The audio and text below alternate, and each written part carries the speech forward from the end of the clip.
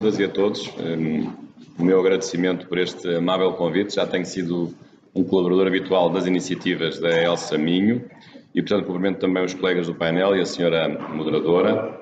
E é com muito gosto que aqui regresso à Escola de Direito da Universidade do Minho, desta feita para um tema menos jurídico. De manhã já estive numa outra iniciativa do Direito Penal Internacional, agora à tarde neste debate sobre o fim de vida. E como jurista, como constitucionalista, claro que o fim de vida nos interessa e me interessa. Não é só pelo facto de todos um dia passarmos por isso. O célebre presidente americano dizia que havia duas coisas certas na vida, os impostos e a morte. Até agora já experimentámos os impostos, mas ainda não experimentámos a morte. Mas se bem interprete também aquilo que se pretende, e eu falarei um pouco nessas duas perspectivas, não é só do fim de vida no sentido da pré-morte, ou seja, os momentos, ou as semanas, ou os meses que antecedem a morte, que evidentemente num contexto de uma sociedade envelhecida e em que há um progressivo desprezo pela terceira e quarta idade, as coisas se complicam, mas também pela própria morte em si, que também é importante que possamos refletir sobre ela. E tem, evidentemente, implicações jurídicas, como devem compreender. Portanto, aqui o fim de vida é um fim de vida, digamos assim, assincrónico, o fim de vida instantâneo, quando se morre, mas um fim de vida diacrónico do tempo que precede proximamente o momento da morte. Embora eu perceba que aqui a intenção é mais estudar a regulamentação e as circunstâncias que antecedem a morte, portanto, num fim de vida nas semanas ou nos meses que antecedem a morte, mas julgo também que a morte em si merece uma consideração e uma referência especial. E claro que aqui o fim de vida e a morte não tem apenas a ver com o direito, há muitas outras ciências que a estudam. No caso da morte, o problema que se colocou há uns anos era saber o que era a morte, porque com as novas tecnologias a morte pode ser atrasada, passa a contradição das coisas, e portanto o corpo pode estar a funcionar, mas a pessoa pode já estar morta, e portanto a ciência tem aqui um papel muito importante. Claro que se a pessoa for decapitada, não há dúvida que morreu, mas quando há a morte cerebral e o corpo continua a funcionar, já há um problema mais complicado de saber o que é a morte. E, portanto, a questão é por isso que a ciência é muito importante para o direito. Se o direito quer saber se a pessoa morreu, tem que se socorrer aqui de um conceito extra-jurídico, que não é o direito que dá, mas são as ciências médicas que dão esse conceito. Portanto, aqui já estou a ver a ligação entre o direito e a ciência médica, deste ponto de vista. Bem, para já não falar entre a dimensão religiosa, enfim, da vida para além da morte, da vida sobrenatural, que isso evidentemente também interessa. Agora, em relação à morte, e depois já vou falar no fim de vida, julgo que há aqui duas coisas muito importantes a referir, duas dimensões, do ponto de vista mais jurídico, que é a morte, a nossa morte e os outros, e a nossa morte e nós próprios. E, portanto, há aqui duas dimensões. Nós e os outros, a morte de uma pessoa e os outros tem a ver com o quê? Tem a ver com as consequências que derivam da morte de uma pessoa. Claro que depois há consequências patrimoniais, as heranças. Para algumas pessoas a morte de alguém é sempre um motivo de grande alegria, como imagino, e grande satisfação, se a pessoa for rica e deixar muitos bens, e sobretudo se essas pessoas não gostarem dela. E portanto há consequências para os outros da morte, todas as consequências do fim de uma vida e de uma personalidade jurídica. E, portanto, há um conjunto de direitos e de deveres que se estabelecem nesse contexto, da sucessão, da transmissão dos bens patrimoniais, da proteção do seu nome, da sua honra, do modo como se deve tratar a pessoa que morreu e a honra que deve ser devida a uma pessoa, à memória de uma pessoa falecida. Esse é um problema. E até, já agora, ainda outra questão, é que a morte em si pode dar origem a uma imunização. Se alguém morrer no âmbito da sua profissão, ou se alguém num homicídio matar outra pessoa, o ato de matar ou o ato de morrer pode ser objeto de uma quantificação pecuniária. Num acidente de trabalho, a morte tem um valor. Aliás, há até uma tabela que não é taxativa para o juiz, em que se houver um acidente, perder um pé, perder uma mão, perder um braço, isso tem um valor que está tabelado, por incrível que pareça. Isto pode parecer realmente um pouco mórbido, mas de facto há uma tabela de acidentes de trabalho e estão lá os vários danos corporais que podem ser causados, incluindo o dano maior possível, que é precisamente a morte da pessoa.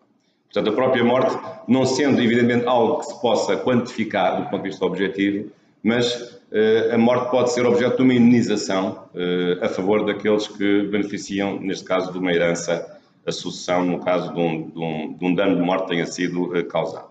Agora, porventura, o mais importante e o mais difícil é o problema da morte connosco próprios, ou seja, os nossos direitos em relação à morte. Essa é que é a questão. Isto pode parecer uma conversa um pouco tola, mas se nós temos direito à vida, também temos direito à morte, essa é que é a questão. A Constituição não fala no direito à morte. A Constituição, no artigo 24, fala uma coisa contrária, que é no direito à vida. A pessoa quer viver, não quer morrer, acho eu. Muitos autores têm falado hoje, essa questão está na ordem do dia, sobretudo com a questão da eutanásia, sobre a qual tem havido várias discussões, há vários projetos de lei no Parlamento, e tem-se discutido se há um direito à morte. Esse é que é um ponto jurídico, não é só jurídico, é um ponto filosófico, religioso, enfim, tem muitas múltiplas dimensões.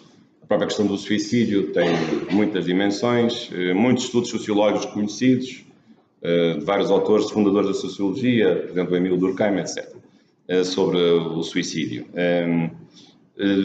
Digamos, apressando razões, eu acho que não há nenhum direito à morte, porque para haver um direito à morte era necessário que o direito à vida fosse renunciável. E há direitos que não são renunciáveis. E, portanto, nós não podemos renunciar ao direito à vida, como não podemos renunciar a outros direitos intimamente pessoais. Sei que isto pode ser uma afirmação controversa, mas é a minha opinião e, portanto, também não me leve a mal de a transmitir, porque quando damos uma opinião, normalmente damos a nossa, não damos a opinião dos outros. Mas, portanto, não acho que haja um direito à morte. Agora, podem perguntar, mas e se a pessoa se suicidar? A violação do direito à vida dessa pessoa não teve consequências práticas. Não lhe vamos recusar um funeral porque ela se suicidou.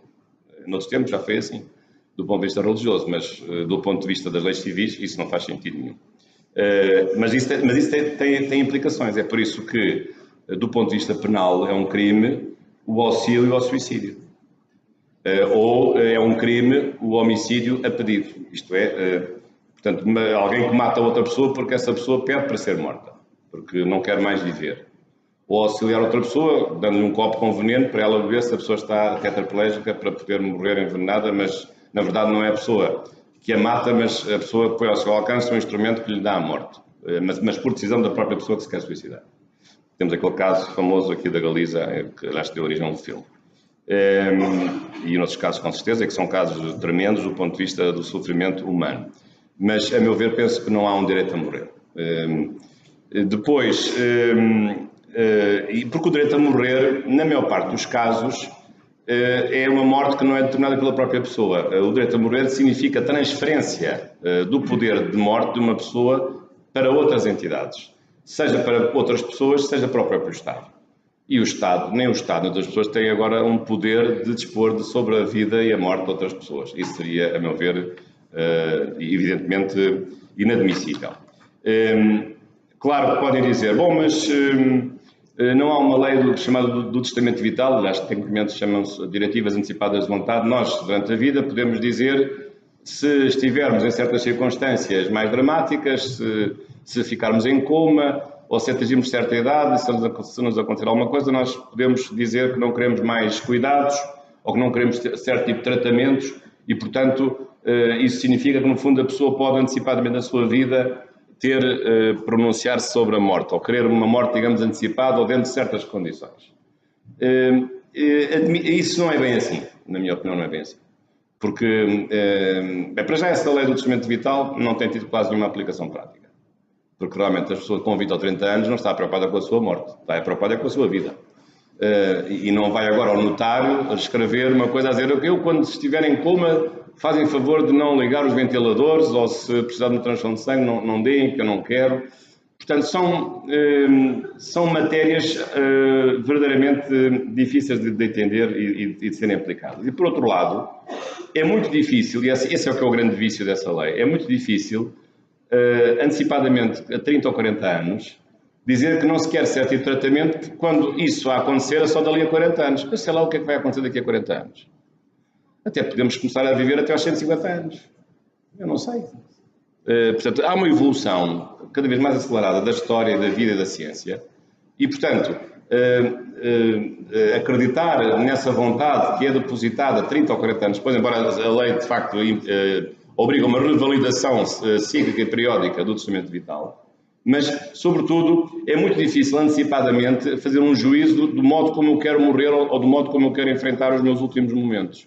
Porque, além do mais, esse testamento vital assenta num outro pressuposto, que é equívoco, que é numa chamada vontade conjetural. Ou seja, o testamento vital, a pessoa transmite uma opinião, dá uma vontade, quer uma coisa, mas quer uma coisa que só vai acontecer perante uns factos determinados dali a 10 anos, ou dali a 20 anos. Eu não tenho a certeza se a pessoa, se estivesse consciente dali a 20 anos perante a iminência de morte, não teria tomado uma outra decisão. Que seria a decisão de não morrer, ou de não recusar certo tipo de tratamentos. Esta é outra questão que é altamente complexa. É por isso que, na minha opinião, essa lei é uma lei que não deveria existir. E a questão do modo de morrer é uma questão que deve ser avaliada casuisticamente, sobretudo pelas pessoas que sabem, são os técnicos de saúde, em diálogo, no diálogo possível, com a pessoa em causa e a sua família, ou as suas pessoas próximas. E, portanto, tornar isto letra de lei para valer com 40 anos de antecipação, acho algo manifestamente abstruso. Depois, já vou terminar, porque o jurista, quando começa a falar, é um perigo. Nunca mais se cala, mas eu vou já terminar. Agora, o outro assunto, que é talvez o assunto mais importante para isto não ser assim tão mórbido, é o assunto, digamos, da fase final da vida. Há legislação sobre este assunto, os cuidados paliativos, será que falo aqui pela colega, não é uma área que eu tenho que seja especialista. Eu apenas referir, claro, a importância dessa lei, também outra lei de julho sobre os direitos das pessoas mais idosas. A própria Constituição, aliás, refere os direitos das pessoas mais idosas como um grupo que é vulnerável, como outros grupos etários, as crianças, os jovens, os deficientes, as mulheres num outro sentido, não é que sejam mais vulneráveis, porque os homens é que são mais vulneráveis em relação às mulheres, mas é no sentido de ser necessário combater ainda um sentimento dominante de discriminação da mulher, que simplesmente vai desaparecendo gradualmente. E, portanto, do ponto de vista constitucional, a questão que se deve colocar é, no fim de vida, por um lado, uma consideração especial da situação da pessoa, que é uma pessoa idosa, com tudo o que isso significa de sofrimento pessoal, de doença, solidão, abandono, incapacidade e, portanto, tudo o que há de mau aparece na nossa velhice, para ter a certeza, ainda não cheguei lá, mas já me estou a preparar. Portanto, a situação é essa. E julgo que o Estado e o direito e a comunidade têm deveres de proteção desse grupo particularmente vulnerável. Quais são esses direitos? Claro, o direito quanto à saúde, se essa velhice é feita na pendência de situações de necessidade de tratamento, normalmente isso acontece, mas nem sempre. Também implica um direito à segurança social, à possibilidade de estar acolhida em lares com qualidade, e já agora que os lares não sejam, na maioria dos casos, ilegais, como tem sido a prática no nosso país, infelizmente. Que haja um rendimento para as pessoas mais pobres para poderem sobreviver na fase final dos seus dias com dignidade, e portanto que haja um rendimento social de inserção que também se aplica às pessoas que estejam nessas situações de velhice, que implica também uma situação de pobreza, na maior parte dos casos, porque as pessoas não podem trabalhar e não podem compensar, e muitas vezes gastam todo o dinheiro da sua vida em tratamentos médicos e depois chegam à fase final da sua vida sem dinheiro, sem família, abandonadas por toda a gente e nem dinheiro têm para viver.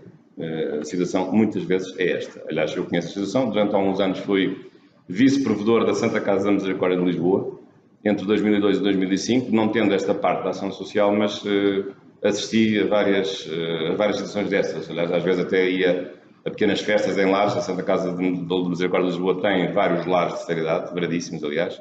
Cheguei a ir a 3 ou 4 casos, aniversários de senhoras, nunca vi nenhum senhores com essa idade, mas a senhoras que faziam 100 anos. Cheguei a ir a várias festas de aniversário nesses lares da Santa Casa da Misericórdia de Lisboa, de pessoas que faziam 100 anos de vida.